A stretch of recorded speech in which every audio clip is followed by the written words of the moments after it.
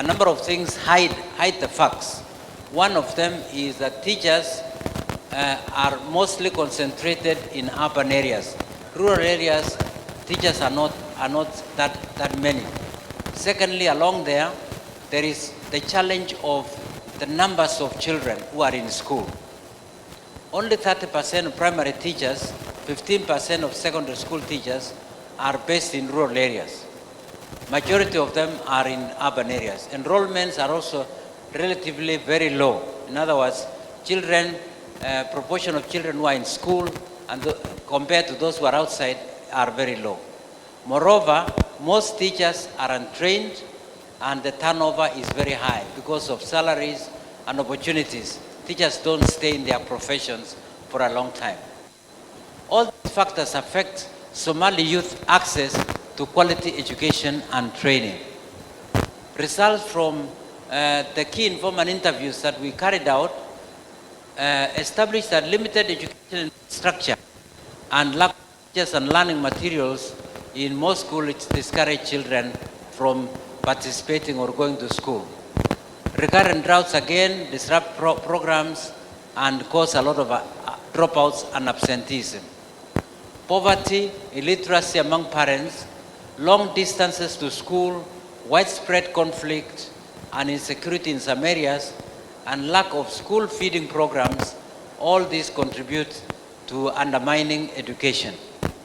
The pastoralist communities, because of their mobility and mobile lifestyles, also means that their children are affected and they are not mostly in school. Looking at the legal provisions, because we are talking about the legal frameworks, whether they empower youth and women. Some key policies and legal frameworks on education are espoused in the following legal frameworks. That is the provision of Federal Constitution of Somalia, the Somali National Act 2011, Basic Education Act of 1987, and Somali National Development Plan. All these have captured aspects of education in a very positive way. Somalia is also party to a number of conventions which are here, like the international conventions and protocols. But the major concern when we looked at all these issues is that there is low levels of implementation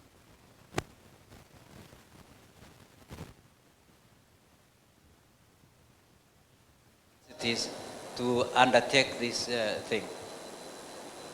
The governance of education is that education is provided and managed by several stakeholders.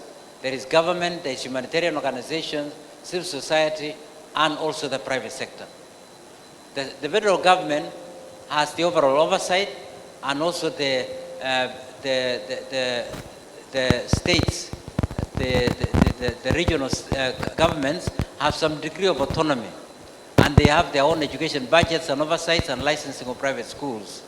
Community-based organizations, non-governmental organizations, the private sector also provide some funding and technical assistance, and they own and operate schools. That's when you look at governance of education. Political instability have undermined government's effectiveness in overseeing education sector.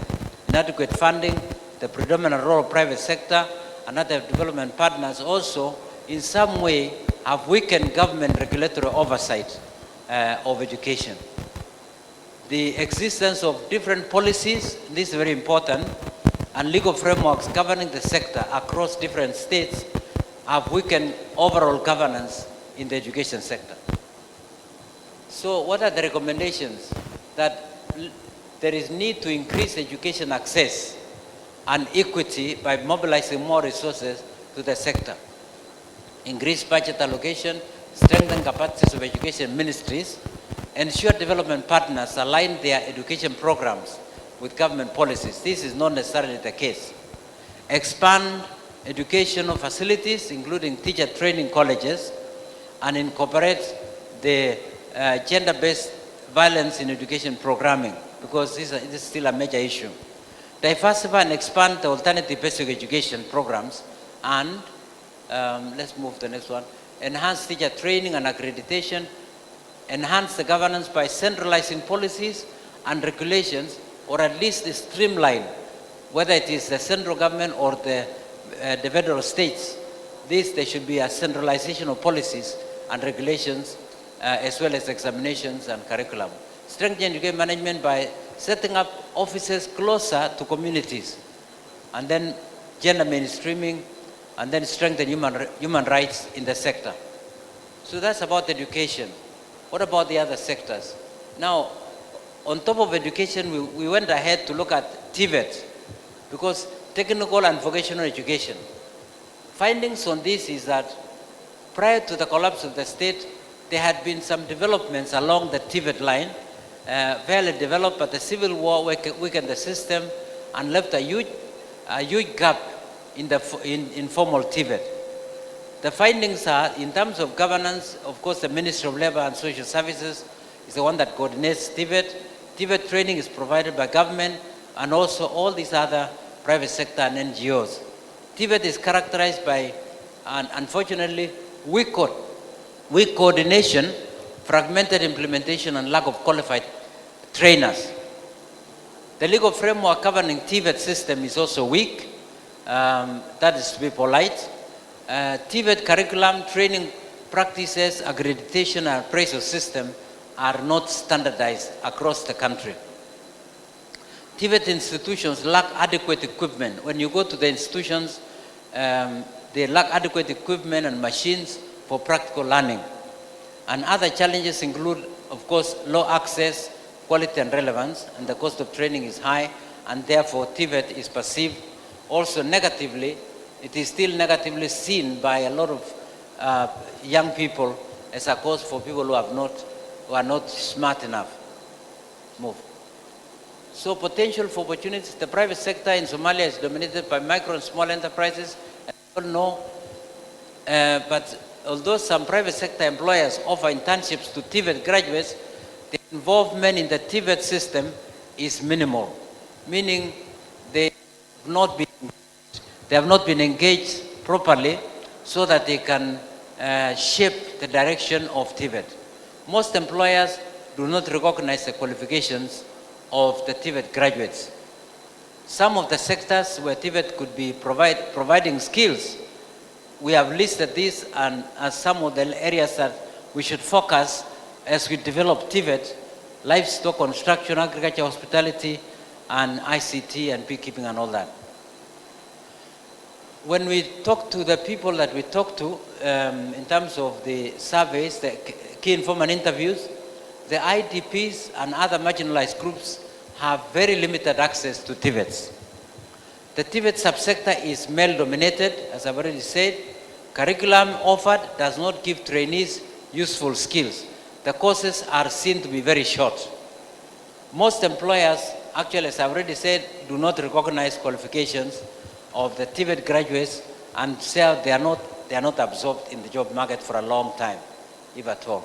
Recommendations on this is: one, increase access by enhancing advocacy on the importance of TVET at community level through career guidance and sensitization across schools and all that.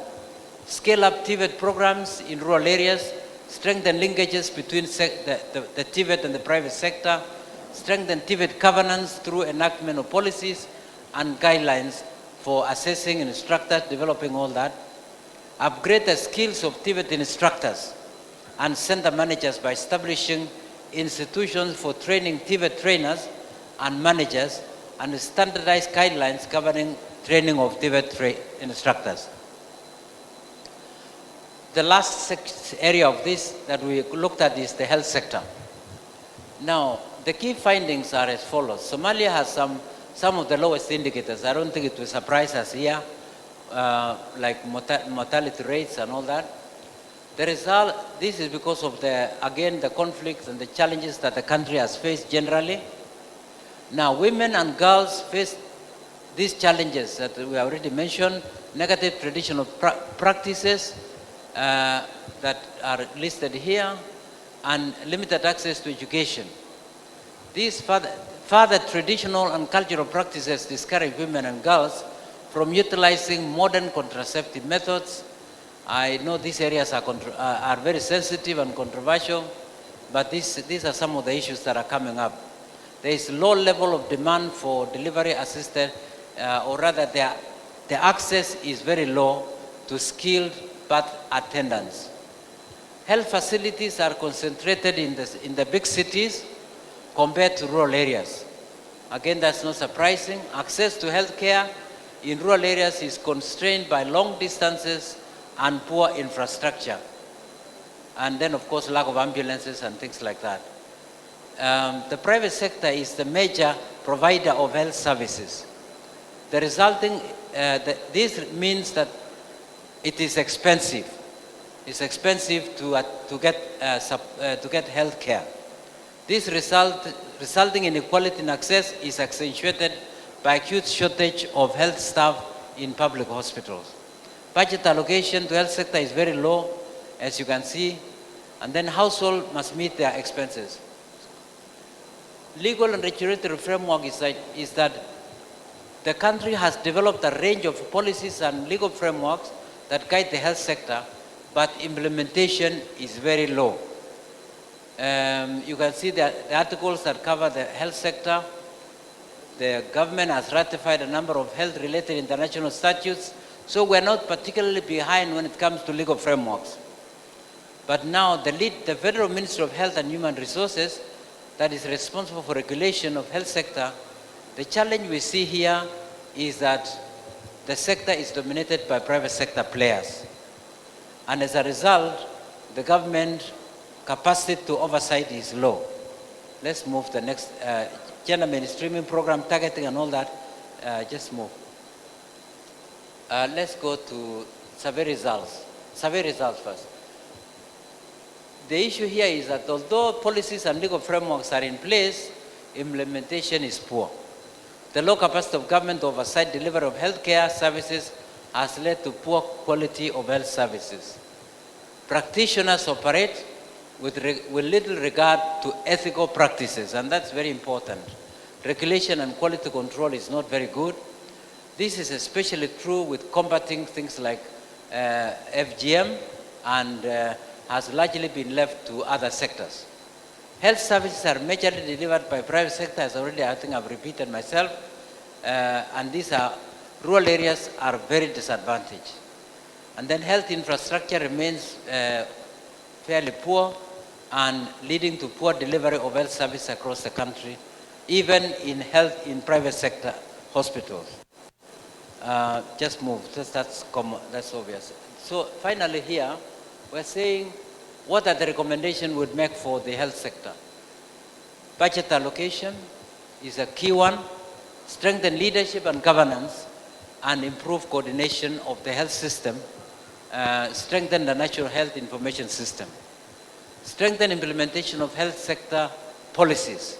The policies are not really being followed, especially by the private sector.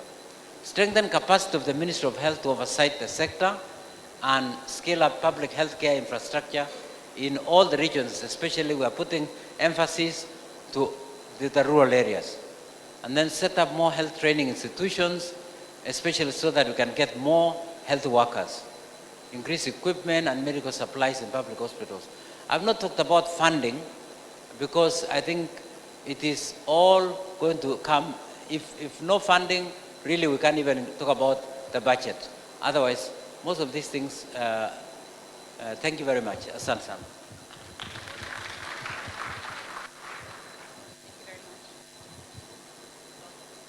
Thank you very much, Dr. Edward. Your study shows the extensive experience you have in the field. We appreciate your work you've done.